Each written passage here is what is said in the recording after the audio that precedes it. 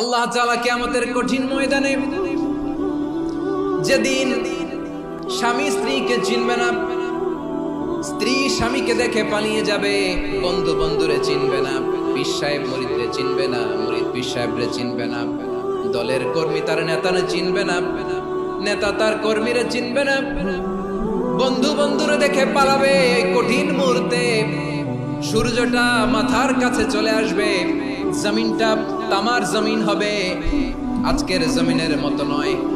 মানুষ ঘর্মাক্ত, ক্লান্ত, শ্রান্ত মাথার মগজগুলো কানের ছিদ্র আর নাকের ছিদ্র দিয়ে বেয়ে বেয়ে পড়বে।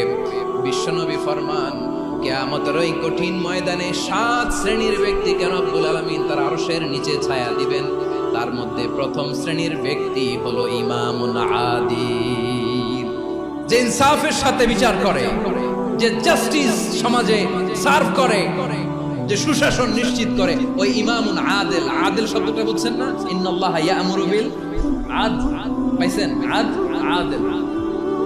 7 শ্রেণীর ব্যক্তিকে আল্লাহ তাআলা সুশীতল আরশের নিচে ছায়া দিবেন, যেদিন তার দেয়া ছায়া ছাড়া কোনো ছায়া থাকবে না।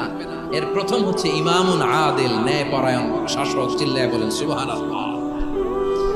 আবার বিশ্বনবী বললেন, ইন্নাল মুকসিতিনা ইনদাল্লাহি আলা মানাবিরা মিন নূর আন ইয়ামিনির রহমান। কিয়ামতের দিন যারা ন্যায়পরায়ণ হিসেবে আল্লাহর সামনে দাঁড়াবে, কিয়ামতের দিন রব্বুল আলামিন তার আরশের ডান দিকে ওই ন্যায়পরায়ণ লোকদের জন্য আরশের ডান দিকে একটা নূরের মিম্বারে তাদেরকে বসার সুযোগ করে দিবে।